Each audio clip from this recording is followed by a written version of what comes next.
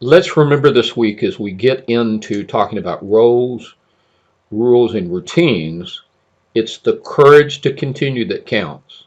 No matter where you're at today, no matter where you're going, how you're going to get there, it's the courage to continue that counts, especially in parenting. We're going to deal with instruction, with clarity, and follow through because those are the three things that count the most on roles, rules, and routines. There needs to be instruction, there needs to be clarity, and there needs to be follow through. Without instruction, nobody knows what that role means or what that rule means or what that routine means. Without clarity in those instructions, you're going to get all kinds of different responses. And then there needs to be follow through because everyone doesn't receive the instruction with the clarity that you think you've been trying to give it out. So know the rules. Know the roles, excuse me. Who's got what roles? There's a lot of expectations. There's a work expectations, there's family expectations, and then there's your family expectation. Who has different roles? Who's the wage earner? Maybe multiple people have that role. Who's the bill payer? Who sits down and pays those bills every month?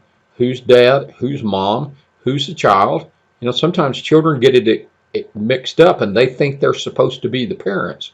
You need to give instruction and define with clarity that role and make sure everyone understands it. You're not the parent. I'm the parent.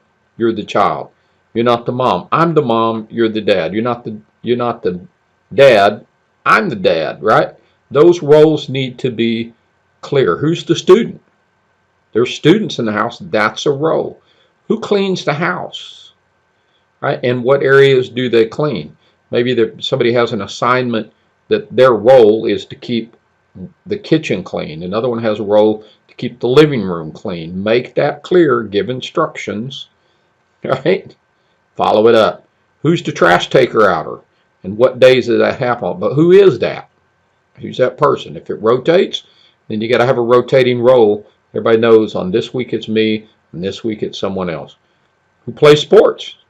Who's involved in band? Who's all these different roles? I'm going to ask you as we go through this to define some specific roles that are very important for your household.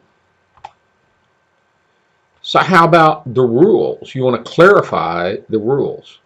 Are the rules about back talk? Are the rules about homework? Rules about home from work? What time you're supposed to get home from work? Rules about check in when you're out of the house. How often do you check in and how do you check in?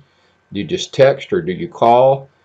Rules about smoking, about drinking, about dating, about attending each other's events, right? If there's people in sports and kids and multiple kids at different ages, is everybody expected to go to everybody's event or is that optional? What happens if I don't go to the event? Clarify the rules. You know, these things go try new things and be happy, and that's all cool, but you need rules for your house that everyone understands and are clearly communicated and negotiated. And they can change as children age, rules change. As work changes, somebody's job changes, rules can change. So set routines. Remember, roles, rules, and routines. Set routines. Christmas. When do you do Christmas? You do it on Christmas Eve. You do it on the day. You do it in the afternoon. What do you do for Christmas? Thanksgiving. Is that your big meal that you do? How do you celebrate Thanksgiving? That's a routine. Trash day. Oh, that's a routine that goes on maybe every week. Homework hours, television hours, video game hours, eating times. What are the routines with me and managing my phone? And that goes back to those rules, right? Is it required that everybody set their phone to the side while we're eating? That would be a rule that goes with the routine. Roles, rules, and routines. At my house, we do that. I like to have that phone away from the table. So when we're at the table, we're there for each other. And that can change, right? My wife and I are alone today. We do different routines than what we did when we had the kids home. So again, roles, rules, and routines, you need to define those in your household. Give clear instructions to be followed and clear and consistent consequences in each of these areas. You know, if I'm an employer, I have roles, rules, and routines for every employee, every position in the company. We need that for our home and for our family. Clear instructions that can be followed and clear and consistent consequences. The consequences shouldn't change and shift and move just because I'm upset or because somebody else has done something. 5 roles to know. Really have to know these roles.